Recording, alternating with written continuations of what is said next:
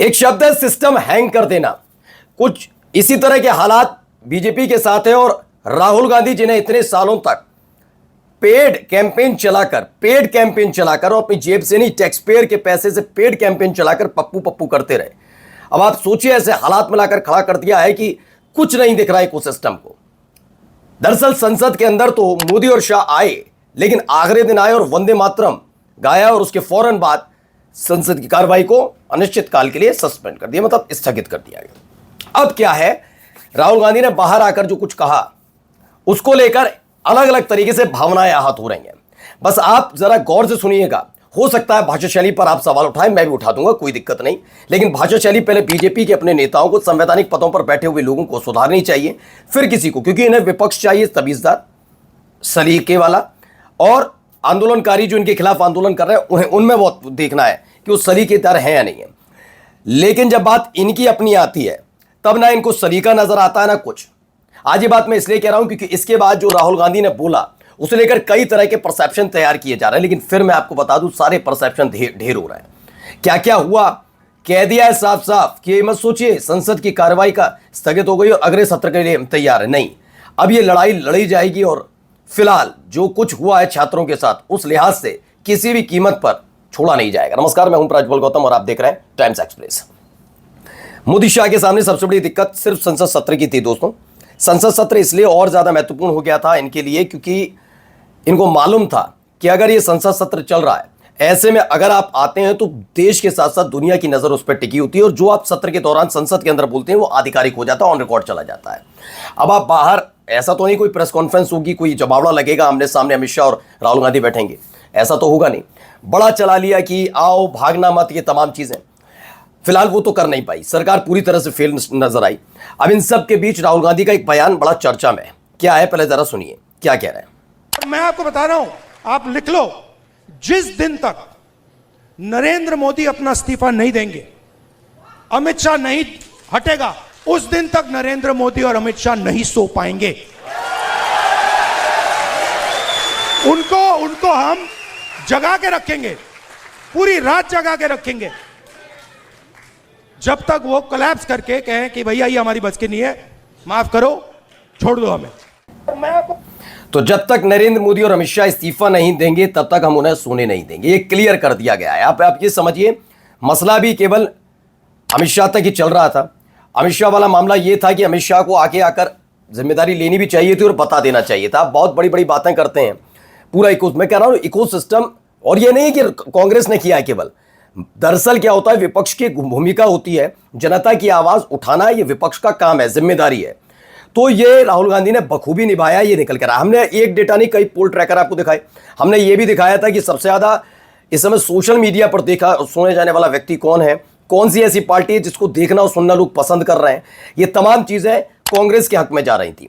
Indian national Congress, Indian youth Congress और Rahul Gandhi top 3 में ये थे। चौथे नंबर पर नरेंद्र मोदी साहब थे, लेकिन राहुल गांधी से भी आधे स्तर पर उनको सुना जा रहा है। यानी जितना राहुल गांधी को लोग सुन रहे हैं उससे आधे नरेंद्र मोदी साहब को सुनना है, देखना पसंद करते हैं। वो भी ऐसे वक्त में जब ये बार बार दावा किया जाता है कि नरेंद्र मोदी साहब जो हैं या फिर जो बीजेपी है, ये भारतीय जनता पार्टी दुनिया की सबसे बड़ी पार्टी है। सोचिए उस स्थिति में भी नरेंद्र मोदी साहब को सुनने वालों की तादाद राहुल गांधी से कितनी कम है।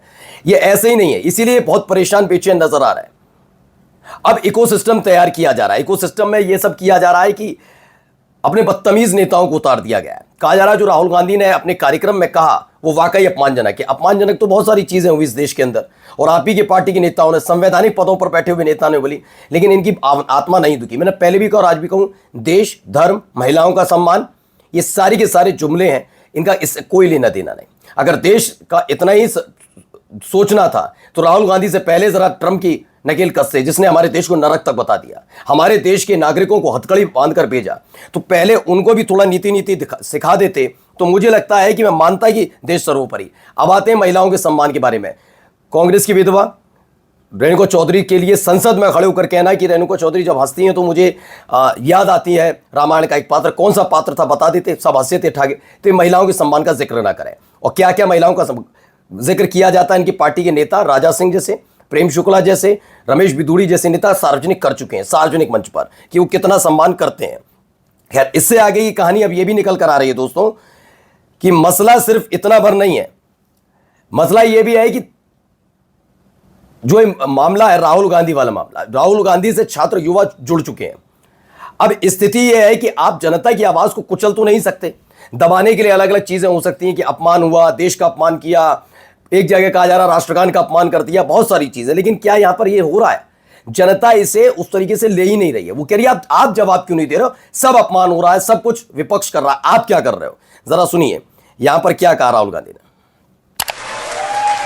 मैं आपको बता रहा हूं, नरेंद्र मोदी रात को नहीं सोता है।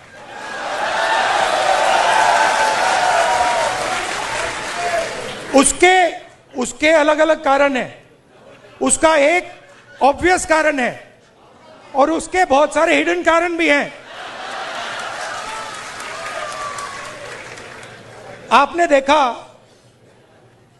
अमित शाह, सो कॉल्ड, क्या कहते थे उसको पहले, चाणक्य, और क्या कहते थे, Sardar Patel, तड़ीपार। Where has he disappeared? वो भाग गया। वो 20 दिन के लिए पार्लियामेंट हाउस में नहीं घुस पाया वो। अब इसमें आप कह सकते हैं भाषा शैली को लेकर, लेकिन एक सवाल है, भाषा शैली का इस्तेमाल कैसे किया गया, कौन कौन करता है, क्या क्या बोलता है? कभी आपने अपने प्रवक्ताओं को सुना? ये प्रवक्ताओं को नहीं सुनते, कहते हैं कि विपक्ष थोड़ा तमीज से बात करे सबसे, और हम चाहे कितनी ही बदतमीजी करते रहे, ये तो नहीं चल पाएगा ना। राहुल गांधी ने नस पकड़ रखी है। और खास बात यह है कि जो विपक्ष की भूमिका होती है एक अपोजिशन लीडर की, उसे बखूबी निभा भी रहे हैं। अब आप कहेंगे कि कैसे कह सकते हो रात को सोते नहीं है? अरे तो जब मनमोहन सिंह के लिए कह रहे थे कि बाथरूम में वो रेनकोट पहनकर नहाते हैं, तो बाथरूम में गया था क्या कोई बीजेपी का नेता? आप बताइए। ये शब्दावली इस देश के प्रधानमंत्री की थी, पूर्व प्रधानमंत्री के लिए। तो जब प्रधानमंत्री, मौजूदा प्रधानमंत्री पूर्व प्रधानमंत्रियों के लिए शब्द का इस्तेमाल करेंगे, तो ये तो नेता प्रतिपक्ष है, इनसे आप संस्कार की उम्मीद करेंगे। आगे देखिए एक और बयान, जरा सुनिए। आपने कभी सोचा है कि प्रधानमंत्री प्रेस कॉन्फ्रेंस क्यों नहीं करते हैं? ये मेरे लिए नहीं सुनिए, ये मेरे लिए पहले बड़ी सरप्राइजिंग चीज थी।